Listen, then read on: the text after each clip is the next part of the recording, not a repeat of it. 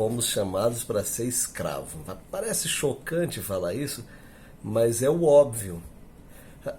Nós temos visto o grupo evangélico no Brasil, né, quando a gente acompanha, nós temos visto algumas tentativas de mudança no que é óbvio. Por exemplo, pecado é pecado. Não adianta, eu posso às vezes não gostar da ideia, tentar achar explicações filosóficas, psicológicas, tentar usar todo o argumento, mas o que a Bíblia diz que é pecado e pronto, acabou.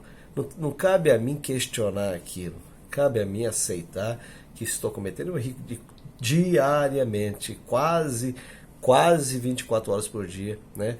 Pedindo perdão pelos pecados. É pecado. E a outra coisa que é óbvia, e nós ainda temos que ficar repetindo, é que quando alguém é chamado a Cristo, ele está saindo de um império e indo para um reino. Mas ele sai da situação de escravo de um império e vai ser escravo de Cristo. É duro falar isso, mas peraí. Nós saímos de uma escravidão do império, do mal, do pecado, e vamos para ser escravo de Jesus. Por que nós somos escravos e continuaremos sendo escravos de Jesus? Não é aquele servo que faz o que quer. Eu vou servir. Não, é escravo mesmo. Vou deixar bem claro, letras garrafais, escravos. Nós somos chamados para isso. Estranho isso, né? Quando a gente olha lá o império da Babilônia, por exemplo, eles tinham lá, fez um império grandão de sei lá quantas, 100, uns dizem 100 portas, e essas portas fechadas, os escravos ficavam presos lá dentro com as portas fechadas, né, dentro desse império. E o reino, lá, quando a gente vai lá quando vê o reino de Jerusalém, tinha 12 portas e elas ficavam abertas. E quando haviam as pessoas, ficavam lá dentro com as portas abertas. Nós somos escravos de portas abertas nesse reino, né? Mas nós somos escravos. Aí, mas por que você repete isso e fala que nós somos escravos? Bom, vamos ler em 1ª carta aos Coríntios, quando fala assim, porque fostes comprados. Pronto. Fomos comprados. Imagina a mercadoria, que eu vou lá e compro. Eu comprei uma mercadoria, ela é minha, ela me pertence. Eu faço o que eu quiser com ela.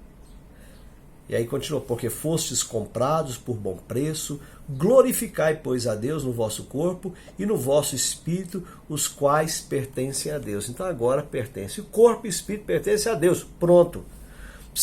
Essa para mim seria a definição mais cabal disso aí. Ele me possui. Ele me possui, ele é dono. Eu pertenço a ele. Você, a partir do momento que entregou a Jesus, você pertence a ele. Imagina que coisa curiosa isso, nós fomos convidados para ser escravo. O que seria isso? Desistir da nossa independência.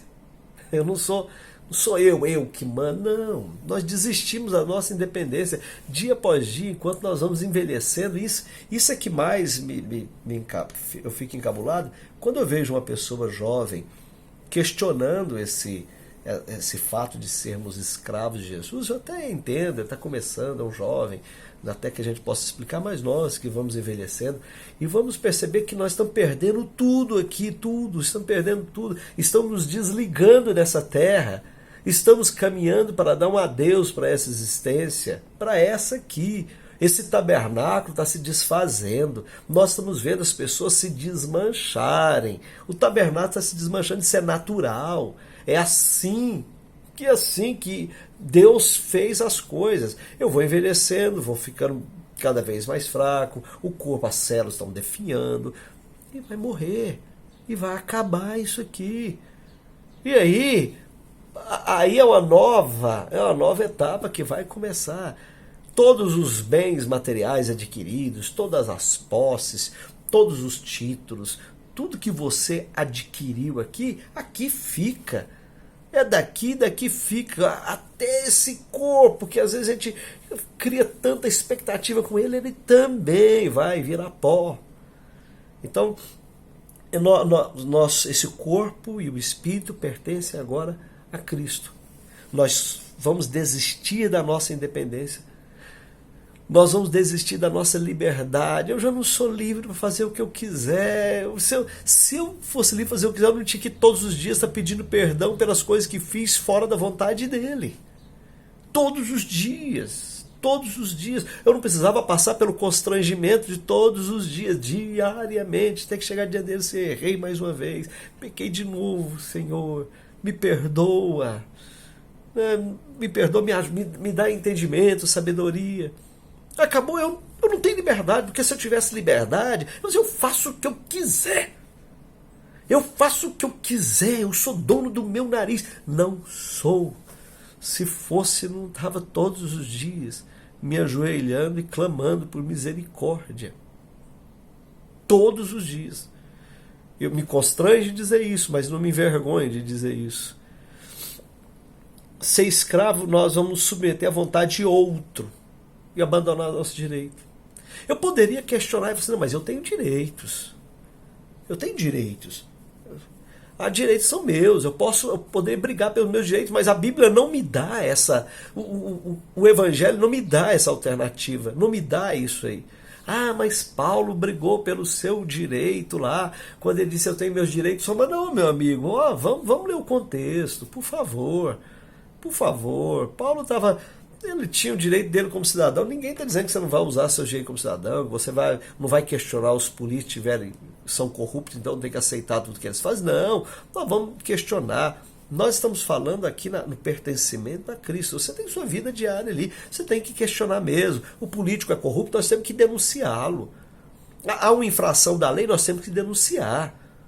Ninguém pode estar acima da lei e se houver falhas nessa lei, nós temos que lutar para que isso seja corrigido e a gente tem uma sociedade mais justa, uma sociedade melhor, uma sociedade com menos impunidade, que diminua, chegue ao zero os privilégios.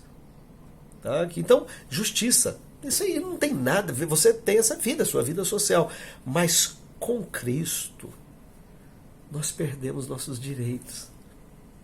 Eu não tenho a mínima condição de chegar diante do Senhor e falar assim, olha, eu tenho direito, tá? Então quero deixar bem claro para o Senhor que esse direito é meu. A coisa não funciona assim. Porque depois eu vou falar todos os meus argumentos para o Senhor e ele vai falar assim, quem é seu dono? Quem te comprou? Claro, eu estou parafraseando, lógico que esse diálogo nem acontece. Mas imagine se fosse eu se fosse Deus, né? Com a minha arrogância toda. Eu ia falar assim, o que você acha? Quem é seu dono? Claro que Deus, esse diálogo não funciona. Ele nem é concebível na mente de ninguém. Não faz nem sentido. Nós abandonamos o nosso direito, nós nos submetemos à vontade de outro, nós somos possuídos e controlados pelo Senhor. Sabe uma das coisas que, quando a gente olha esse fato de sermos escravos do Senhor, é que a gente já não escolhe mais o que fazer. Não tem mais escolha nossa. Vou dar um exemplo para vocês dentro da noiva, a igreja do Senhor. É um instrumento aqui na terra, formado por pessoas imperfeitas, todo tipo de imperfeição de pessoas que foram compradas por alto preço. E aí estão ali, com suas falhas ainda, aprendendo, crescendo. Eu sei que isso gera muitas ações de muitos líderes, geram mágoas profundas mesmo, mas não tem coisa pior para mim do que quando a gente tenta tirar fruto bom de árvore ruim. Não, a árvore ruim vai dar fruto ruim, pronto e acabou. Não se tira, não dá para mudar, a não ser que tenha enxertia, mas é em Cristo só. Pronto. Então da árvore ruim vai sair fruto ruim. Nós temos uma árvore ruim, que é uma teologia da prosperidade. Ela cresce se há um terreno fértil, terra boa, regada e com cuidado para ela crescer, é no seio da igreja evangélica. Era a terra das igrejas evangélicas aqui. Vou falar do Brasil, que eu conheço, né? Da minha região. Cresce com uma facilidade muito grande. Esse sonho de poder, de ter dinheiro, de ter posses, de ter as coisas, ter. Esse apego dessa nossa carne, as coisas dessa terra, faz com que essa teologia da prosperidade maldita, ela cresce numa velocidade, ela invade, ela provoca um câncer na igreja, e as pessoas começam, aí é uma coisa de chegar e falar para Deus, eu determino, eu mando, eu quero, sabe? De onde esse escravinho está falando isso? De onde tiramos argumento para falar isso? Olha quanto tem que se torcer da Bíblia, pegar versículos isolados, abandonar toda a história e o contexto para poder argumentar a respeito disso. Nós abandonamos nosso direito. Eu não tenho direito a ter terra, a ter casa. Se você quer isso, olha, nós temos alguns canais que funcionam de forma honesta, é lógico. Eu, como professor, é difícil, porque eu sempre fico preso a isso. É estudar, eu sempre falo para meus alunos, olha, você quer ter uma vidinha melhorzinha, estuda, sabe, estudando, as chances aumentam, a oportunidade, nem é certeza. Nem é certeza. E se não estudar também, não quer dizer que vai fracassar, não é isso. Um dia eu conversei, falei na formatura dos meus alunos da EJA e falei assim, olha, é difícil falar para vocês aqui. Vocês são alunos formandos do EJA, da educação de jovens e adultos. Vocês pararam de estudar há muito tempo. A maioria de vocês já tem família, tem casa, tem carro, tem profissão. Alguns aqui têm até empresa. Vocês venceram, vocês prosseguiram, vocês seguiram a vida, vocês estão mantendo pessoas sem estudar. Então eu não posso nem argumentar dizendo se não estudar a coisa não funciona. Não é bem assim. É que a minha visão é que se estudar, eu acredito que as coisas ficam mais fáceis e as oportunidades aumentam. Mas a forma de ganhar dinheiro, alguns são bons de negócio, outros sabem economizar, outros são extremamente seguros, sabem gastar na hora certa, alguns são bons investidores, dão sorte na hora de investir. Então, por que alguém ganha e alguém não ganha? Meu Deus, há um mundo de coisas a se analisar aí. O fato é que estarmos diante de Deus não altera em absolutamente nada disso. Às vezes, na igreja evangélica, o discurso ele flui nesse sentido, porque às vezes a pessoa tinha uma vida tão desregrada, vivia na cachaça, usando droga, gastava tudo, a família passava um aperto danado, porque o cara gastava tudo nas drogas, na bebida, bagunça, e de repente vai para a igreja, ela tem um padrão, uma exigência de padrões, né? E o camarada abdica da bebida, de drogas, e acaba aquele dinheiro que ele gastava na bebida, aquele dinheiro que gastava à toa, na farra, aquilo agora é investido na sua família, então há uma melhoria de qualidade de vida. No entanto, são esses os caminhos. Não é porque vem uma luz divina e Deus mexe na parte monetária das pessoas. A coisa não funciona desse jeito. Tá? Não é assim que funciona. Depende muito de você, de como você vai fazer com a sua finança, como você vai, se vai sobrar dinheiro para guardar ou não, se você não vai desperdiçar. Então é isso. Aí nós não podemos usar essa teoria de que vem para Deus e a vida vai prosperar, as portas vão se abrir. Gente, alimentar a teologia da prosperidade é um câncer desgraçado. E tem acabado com igrejas após igrejas. Logo a ficha cai, a realidade cai, o mundo econômico, a coisa não funciona nessa simplicidade que eles vendem, mas ilude as pessoas e vendem isso para as pessoas e falar, você fica com o espírito pequeno, que você não quer crescer. Não é isso. Algumas pessoas são satisfeitas do estilo de vida que tem. O fato é que eu tenho que estar satisfeito em Cristo, com Cristo, independente se moro numa casinha simples ou numa mansão, diante de Cristo, não há rico, não há pobre. Todas as pessoas, elas estão na mesma situação, nós somos escravos do Senhor. Abrimos mão do nosso direito. Eu não tenho direito, diante de Deus, eu não tenho que questionar direitos meus, porque é irrelevante isso, eu tenho dono, né? O tempo é 100% eu pertenço ao Senhor. A gente tem deixa eu ver aqui onde que é, 1 Coríntios, no capítulo 7, versículo 23, fala assim, fostes comprados por bom preço, não vos façais servos dos homens. O escravo ele não tinha dois senhores, não tinha dois donos, não tinha jeito, isso é inconcebível. Ele não tem dois senhores, é um senhor só. Hoje, falar disso já gera esse impacto, né? Porque nós somos um mundo que fala tanto de liberdade, de ser dono do próprio nariz, né? O eu tá assumindo o trono de novo e nós temos que tirar ele, já não é sou eu, é Cristo. Aí eu tenho que passar dia após dia ensinando para mim, ó, sua vontade não vale nada diante da vontade de Deus. Você vai ter que aceitar a vontade dele, seus argumentos, suas teorias, suas explicações, toda a sua retórica, ela vai silenciar diante de um ponto na palavra de Deus. Então, nós hoje falar disso já é um ponto complicado. Imagina aquela época.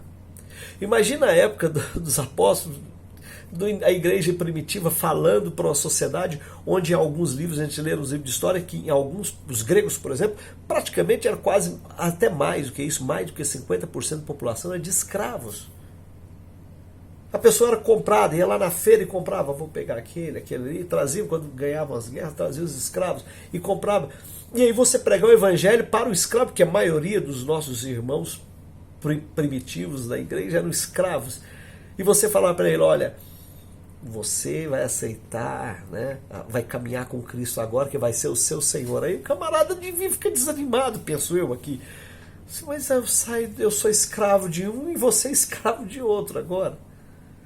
Eu saio de um para ir para outro. Imagine para eles escutar isso. No entanto, o Espírito Santo falou no coração deles. E eles entenderam isso aí. E eles construíram uma igreja livre, formada por pessoas cativas de Cristo. Hoje, nós não temos mais... Acontece alguns casos aí, né? Eu vejo a polícia, às vezes, deflagrando alguns pontos de pessoas em situação análoga à escravidão. Mas assim, aquela escravidão declarada igual era no passado, e ela até incentivada, fazia parte da sociedade. Falar naquela época era mais complicado. Agora e hoje? Hoje mexe com o orgulho da independência humana. Outra coisa que não existe é a tal da meritocracia. Isso não existe, isso não existe nem na sociedade comum, muito menos diante de Deus. Eu mereço. Então, se eu mereço, não, meu amigo. Você vai estar em posições, se por um acaso, alguma posição nossa diante, vou usar o ponto concreto, diante da igreja, na obra do Senhor, se alguma posição sua foi comprada, foi por imposição, foi por estratégia, foi por qualquer coisa assim, pode ter certeza que ela está sendo usada como instrumento de lição, vai ainda ser um instrumento de lição, mas não prospera. A posição das pessoas, quem está em cada posição, em cada ponto, ela será definida pelo Senhor. E quando não é assim, ela ainda mesmo assim será usada como instrumento de aula, de ensino para o povo de Deus, para o crescimento do povo de Deus. Tiago capítulo 4, versículo 13, fala assim: e agora tenho uma palavra para os que têm audácia de dizer, hoje ou amanhã iremos para tal cidade, e lá ficaremos 1 ano. Vamos abrir um negócio e ganhar muito dinheiro.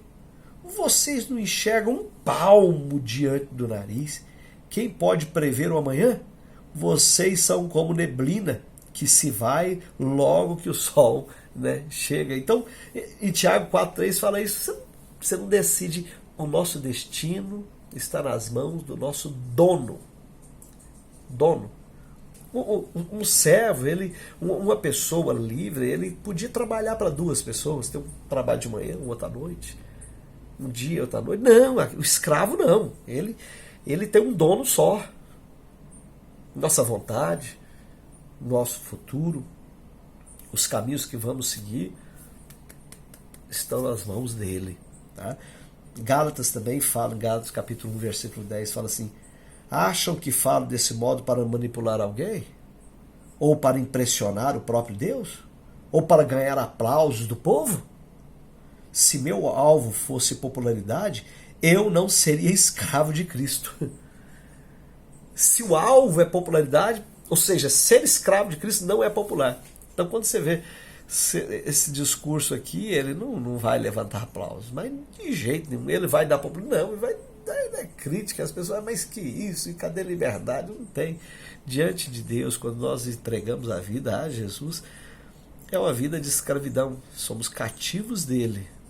Mas repito, quando éramos cativos do império das trevas, era um cativeiro blindado, portas fechadas. o reino, com ele, somos cativos de portas abertas. Eu sou escravo, continuo sendo escravo, ele é meu dono, eu fui comprado por alto preço, fui comprado, a porta está aberta e eu fui comprado. E eu estou aqui, um escravo feliz do Senhor.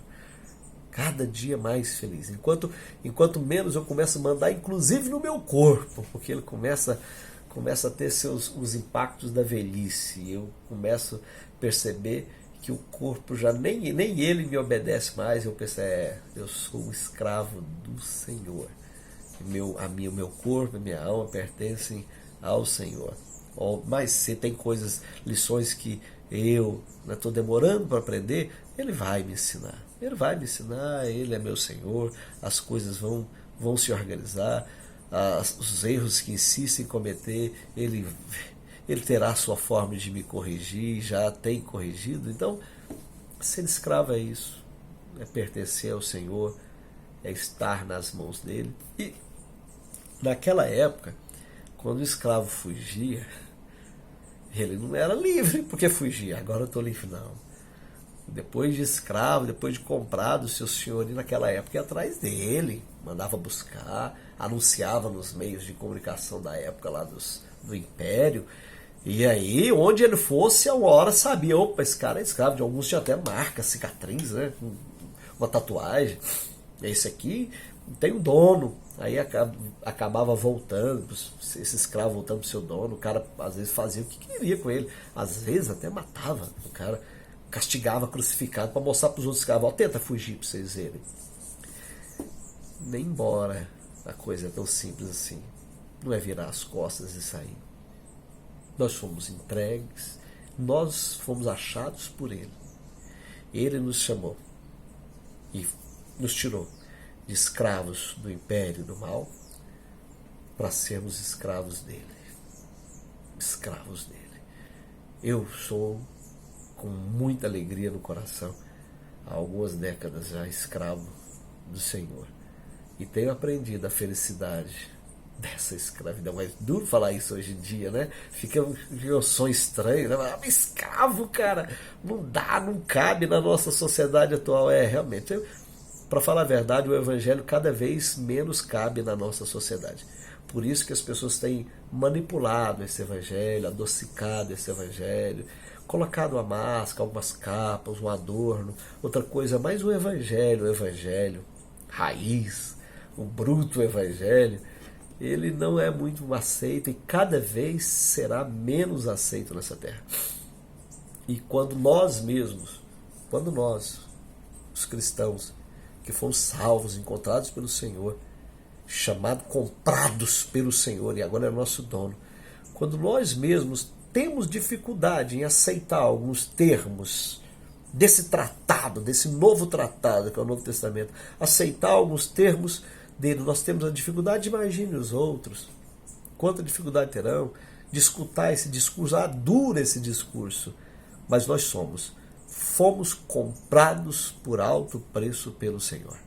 No entanto, portanto, nós temos então um dono. Ele é nosso dono. A vontade já não é nossa mais. Agora a vontade é dele. Mas, França, é muita submissão, irmão. É ser muito submisso viver assim. É assim. É desse jeito. É assim que a coisa funciona.